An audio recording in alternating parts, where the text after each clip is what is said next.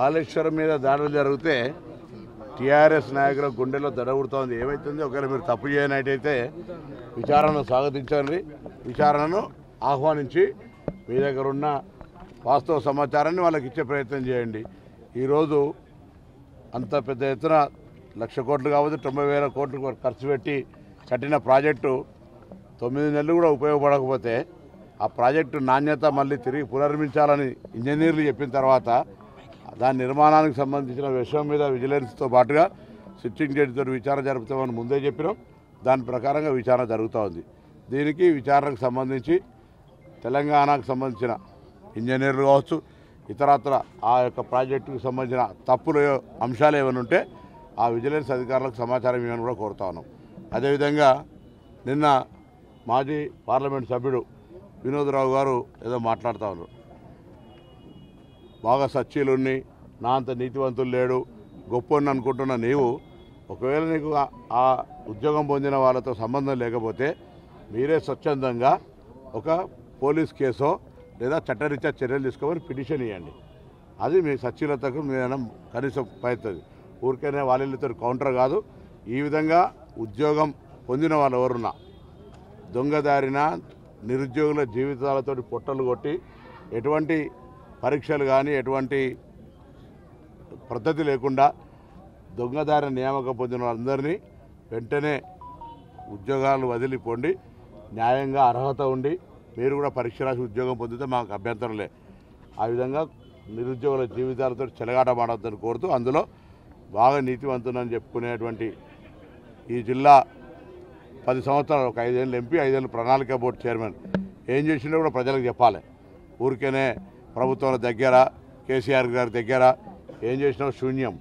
ఇక డైలీ తిరుపతి రైలును డైలీ చేయలేకపోయాడు. ఇప్పుడున్న బండి సంజయ్ నేను హిందువుల ఛాంపియన్ అని ఆయన చేయలేకపోయాడు, ఇవి చేయలేకపోయాడు. అటువంటి అంశాలు అనేక ఉన్నాయి. అదేవిధంగా కరీంనగర్లో వాళ్ళ పార్టీకి సంబంధించిన లేదా సామాన్య ప్రజల భూములన్నీ కూడా ఆక్రమణకు గురైతే మౌనంగా ప్రేక్షక పాత్ర వహించి మొన్న ప్రజావాణిలో కూడా ఫిర్యాదు వచ్చింది. నేను మళ్ళీ కూడా స్థానిక నాయకత్వం అందరూ కూడా కోరుతా ఉన్నాం. మీరు ఎక్కడైనా మీ స్థలాల ఆక్రమణకు గురై ఉంటే లేదా ప్రభుత్వ స్థలాల ఆక్రమణకు గురై ఉంటే వాటన్నిటినీ ప్రభుత్వ అధికారులకు కానీ సమాచారం ఇవ్వండి, విజిలెన్స్కి ఇవ్వండి. తప్పకుండా వాటన్నిటినీ విచారణ జరిపి మీ సొంత స్థలాలు అయితే మీకు ఇవ్వడం, ప్రభుత్వ స్థలాలు అయితే ప్రభుత్వం తీసుకునే విధంగా చర్యలు తీసుకుంటుంది. దీని మీద కఠినంగా వివరించబోతున్నాం. భూ ఆక్రమణదారులందరూ కూడా కాంగ్రెస్ పాలనలో భయపడాల్సిందే లేదా ఈ రాష్ట్రం వదిలి పోవాల్సిందే. హైదరాబాద్ కావచ్చు, అది కరీంనగర్ కావచ్చు, రాష్ట్రం అందుకే చెప్తాను. అందులో ముఖ్యంగా ఇక్కడ నేను కరీంనగర్కు సంబంధించినటువంటి ఉమ్మడి జిల్లా మేము మా 8 మంది శాసనసభ్యులం కావచ్చు, ఓడిపోయిన వాళ్ళం కావచ్చు. ఈ జిల్లాలో గత 10 సంవత్సరాల్లో జరిగినటువంటి అక్రమాలు తెలుసు. ఏ విధంగా అక్రమంగా ఉసుక రవాణా చేసుకొని ఏ విధంగా ఖాళీ స్థలాలను కొంత పెట్టి ఒక కార్యాలయంలో ఒక పక్క ఎంఆర్ఓల్ని ఒక పక్క పోలీసు అధికారులను పెట్టి ఏ విధంగా బెదిరించినవి అవన్నీ తెలుసు. అటువంటి అన్ని ప్రజలు బాధితులు తప్పకుండా ప్రభుత్వ అధికారులను సంప్రదించి మీ వివరాలు ఇవ్వండి. అందుకు సంబంధించిన విచారణ కాపీ కూడా మాకు ఇస్తే మేము కూడా ప్రభుత్వ అధికారులతో మాట్లాడి మీకు న్యాయం జరిగే విధంగా మేము చర్యలు తీసుకుంటాం. కాళేశ్వరం ఇప్పుడు బీజేపీ అంటేనే కిషన్ రెడ్డి కేసీఆర్ బినామీ. మీరు కేంద్రంలో అధికారం ఉన్నారు, 10 ఏళ్ల నుంచి అధికారం ఉన్నారు. ఢిల్లీలో దోస్తీ గలీలో కుస్తీ కాదు. మీరేం చేస్తారో చేయండి. మాది 4 రోజులు అయింది, మేము విచారణ స్టార్ట్ చేసినాం. మీ దగ్గర ఉన్న అధికారాలను వినియోగించండి. అది లేకుండా వాళ్ళని రక్షించడానికి ప్రయత్నం జరుగుతోంది. కిషన్ రెడ్డి ప్రయత్నం అంతా తాపత్రయం అంతా కేసీఆర్ గారు నన్ను నియమించిన తర్వాత కేసీఆర్కి ఇబ్బంది వచ్చినప్పుడు ఎట్లా కాపాడాలనే ఆలోచన తప్ప నిజంగా వాస్తవిక పరిస్థితి లేదు. ఇది తెలంగాణ ప్రజలు గమనించారు. ఇప్పుడు బండి సంజయ్కి అసలు నియోజకవర్గంలో ఏ గ్రామంలో ఏమున్నది, ఏం సమస్యలు, ఏ ప్రజలకు వాళ్ళ కార్యకర్తల కన్నా టెలిఫోన్ దొరికిందా? ఇప్పుడు వచ్చి మళ్ళీ నరేంద్ర మోడీ పేరు మీద ఎలక్షన్ చెట్టు పేరు చెప్పి కాయలు అమ్ముకుంటుండా? 5 సంవత్సరాలుగా పార్లమెంట్ సభ్యుడిగా నియోజకవర్గం చేసిందేందో ముందు తెలంగాణ ప్రజలకు చెప్పు, కరీంనగర్ ప్రజలకు చెప్పు. ఊరికైనా పొద్దుగా లేస్తే ఒక communal atmosphere Oscar award drama artist ఇప్పుడు కొత్తగా స్టార్ట్ చేసిండు. మళ్ళీ తెలంగాణ ప్రజలు ఇటువంటి వాళ్ళ పట్ల అప్రమత్తంగా ఉండాలి. కరీంనగర్ ప్రజలను నేను విజ్ఞప్తి చేస్తాను. 5 సంవత్సరాలుగా ప్రజలు ఇబ్బందుల్లో ఉన్ననాడు కరీంనగర్ లోక్సభ ప్రజలు రైతులు కావచ్చు ఇతరత్ర అనేక అంశాల్లో లేదా అనేకమైన సమస్యలు ఉన్నాయి. ఏం చేసిండు అని అడుగుతాను. ఒక అభివృద్ధి పని చూపెట్టడానికి నేను 50 చూపెడతా అని చెప్పిన, చర్చకు రమ్మన్నాం. అవన్నీ ఏం చేయకుండా వట్టిగానే మళ్ళీ ఓట్లకు వస్తే ప్రజలారా ఒక్కసారి ఆయన యొక్క మతం పేరు మీద రెచ్చగొట్టే అంశాల పట్ల అప్రమత్తంగా ఉండండి.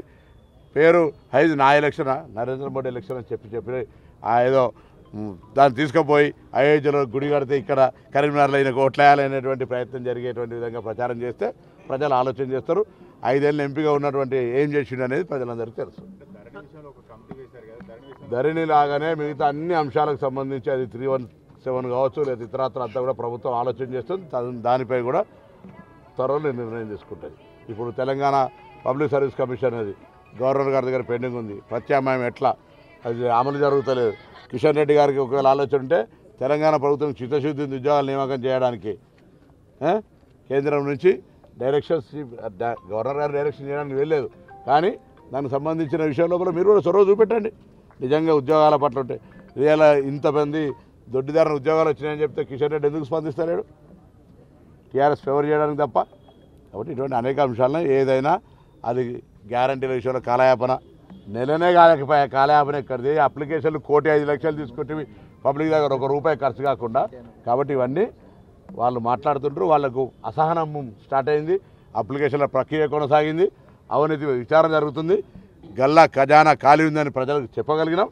కాబట్టి వాళ్ళకి అసహనంగా ఫ్రస్ట్రేషన్లో నలుగురు కలిసి 420 మేమే అని చెప్పుకోవడానికి 420 అని కొత్త నినాదం మనం మర్చిపోతే వాళ్ళు మాకు చూపెట్టారు.